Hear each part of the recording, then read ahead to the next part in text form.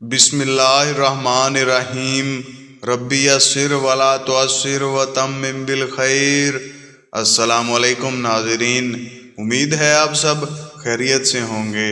ناظرین، قوم عاد کا تذکرہ سورۃ البراء، سورہ ابراہیم، سورۃ الفرقان، سورۃ العنکبوت، صاد اور کاف میں بھی ہو چکا ہے۔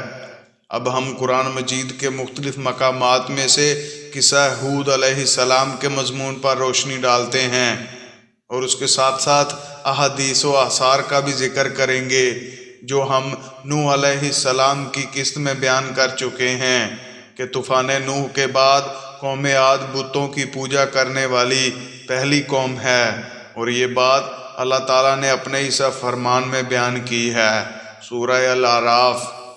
اور یاد کرو جب اس نے تمہیں قوم نوح کے بعد خلیفہ بنایا اور ڈیل ڈول میں تمہیں پھیلاؤ زیادہ دیا۔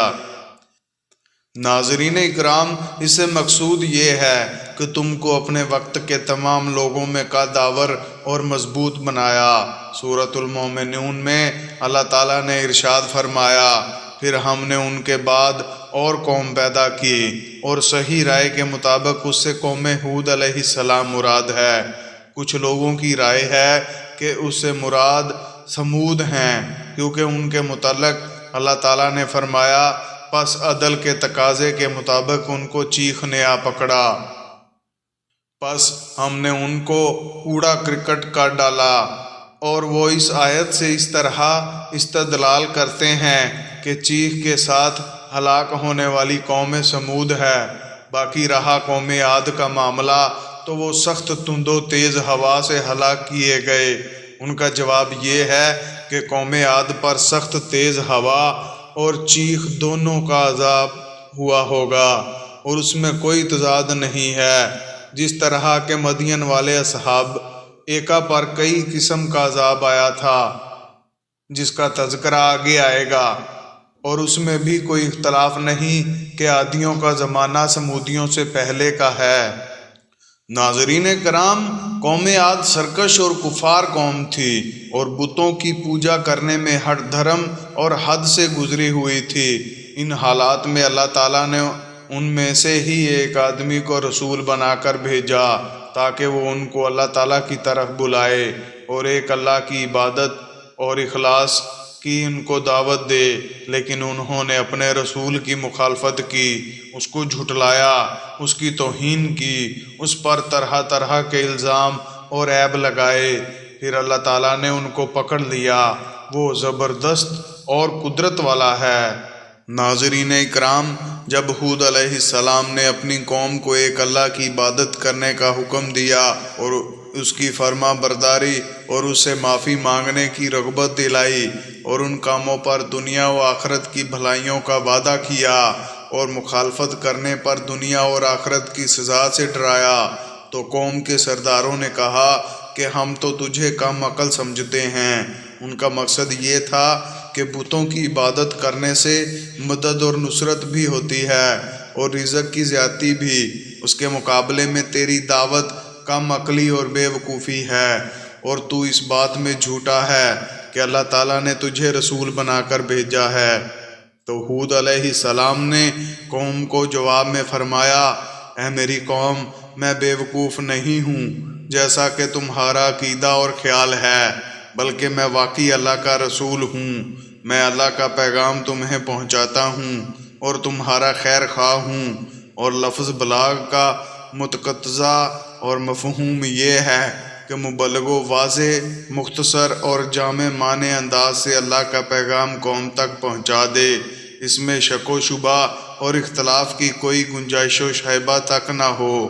اس طرح حضرت ہود علیہ السلام انتہائی خیر خواہانہ انداز میں اور محبت و شفقت کے ساتھ اور ہدایت کی حرص و تمنا کے ساتھ قوم کو تبلیغ کر رہے تھے اور دعوت دے رہے تھے، اور ان سے اجرت معاوضہ کے طلبگار بھی نہیں تھے، بلکہ صرف اللہ کی رضا اور مخلوق کی خیر خواہی چاہتے تھے، اور اس کا اجر و ثواب اللہ سے مانگتے تھے جس نے ان کو رسول بنا کر بھیجا، اور دنیا و آخرت کی ساری بھلائیاں اسی کے ہاتھ میں ہیں۔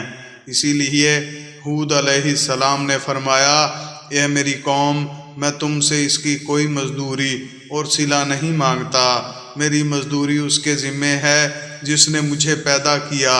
کیا تم عقل سے کام نہیں لیتے؟ یعنی کیا تم یہ سمجھنے سے قاصر ہو کہ میں واضح اور صریح حق کی طرف بلا رہا ہوں، اور جس کی گواہی تمہاری فطرت بھی دیتی ہے، اور یہی دین حق ہے جس کے ساتھ نوح علیہ السلام کو بھیجا گیا تھا، اور اس کی مخالفت کرنے والوں کو تباہ و برباد کر دیا گیا تھا۔ میں تمہیں اسی دین حق کی دعوت دیتا ہوں، اور اس کا معاوضہ اللہ سے چاہتا ہوں، اور وہی اللہ تعالیٰ ہی نفع و نقصان کا مالک ہے۔ سورہ یاسین میں اللہ تعالیٰ نے اپنے ایک بندہ مومن کی بات کچھ اس طرح سے بیان کی۔ ناظرین، ایسے پیغمبروں کے پیچھے چلو جو تم سے صلہ نہیں مانگتے اور وہ سیدھے راستے پر ہیں، اور مجھے کیا ہے کہ میں اس کی پرستش نہ کروں جس نے مجھے پیدا کیا، اور اسی کی طرف تم کو لوٹ کر جانا ہے۔ تو ناظرین اکرام، ہود علیہ السلام کی قوم نے آپ کو یہ جواب دیا کہ اے ہود، تو ہمارے پاس اپنے رسول ہونے کی کوئی دلیل تو لایا نہیں، اور صرف تیرے کہنے سے ہم اپنے معبودوں کو چھوڑنے والے نہیں ہیں اور نہ تیری تصدیق کرنے والے ہیں۔ ہم تو یہ سمجھتے ہیں کہ ہمارے کسی معبود نے تمہیں اسے پہنچا کر دیوانہ کر دیا ہے۔ وہ کہتے تھے کہ تو نے کوئی معجزہ اور خرق عادت چیز نہیں دکھائی جس سے تیری بات اور تیرے مشن کی تصدیق ہوتی، تو ہم صرف تیرے کہنے پر اپنے معبودوں کی عبادت نہیں چھوڑ سکتے۔ ہمارا خیال ہے کہ تیری عقل ٹھکانے نہیں ہے۔ اس کی وجہ یہ ہے کہ ہمارا کوئی معبود تیرے اوپر ناراض ہو گیا ہے اور اس نے تیری عقل کو خراب کر دیا ہے۔ اب تو سوچے سمجھے بغیر باتیں کرتا رہتا ہے۔ ناظرین اکرام، حضرت ہود علیہ السلام نے قوم کو اس کے جواب میں کہا کہ میں اللہ کو گواہ بناتا ہوں، اور تم بھی گواہ رہنا کہ میں اللہ کے سوا تمہارے ان سب معبودوں سے بیزار ہوں جنہیں تم اللہ کا شریک بنا رہے ہو۔ اچھا، اب تم میرے خلاف جو کچھ تدبیریں کر سکتے ہو اور چالیں چل سکتے ہو کر لو، اور مجھے ذرا سی بھی مہلت باقی نہ دو۔ ناظرین اکرام، یہ ہود علیہ السلام کی طرف سے ان کے باطل خداؤں کے لیے بڑا چیلنج تھا، اور ان سے بیزاری کا اظہار اور ان کی برائی اور شناعت کا اعلان تھا کہ وہ کسی کو کچھ فائدہ نہیں دے سکتے اور نہ کسی نقصان دہ چیز کو روک سکتے ہیں۔ وہ پتھر ہیں، جو پتھر کا حکم سو وہی ان کا حکم، جو کام پتھروں سے ہو سکتا ہے صرف وہی ان سے ممکن ہے، اور تمہارے خیال اور عقیدہ کے مطابق اگر یہ نفع و نقصان اور فتح و مدد پر قدرت رکھتے ہیں تو میں تمہارے سامنے موجود ہوں، اور ان سے لا تعلقی کا اعلان کرتا ہوں، ان پر لعنت بھیجتا ہوں۔ پس تم سب اکٹھے ہو کر میرے خلاف چال چلو اور مجھے بالکل مہلت نہ دو۔ جہاں تک تمہارا بس چلتا ہے اور قدرت حاصل ہے، ایڑی چوٹی کا زور لگا لو اور مجھے ذرا برابر مہلت نہ دو۔ مجھے تمہاری کوئی پرواہ نہیں ہے، اور مجھے تمہاری طاقت کی کوئی فکر نہیں ہے، اور نہ ہی میں تمہاری طرف دیکھتا ہوں۔ میں نے اللہ پر بھروسہ کیا اور اعتماد کیا ہے، وہ میرا بھی رب ہے، تمہارا بھی رب ہے، اور کوئی زمین پر چلنے والا جاندار نہیں ہے مگر اللہ نے اس کی پیشانی پکڑ رکھی ہے۔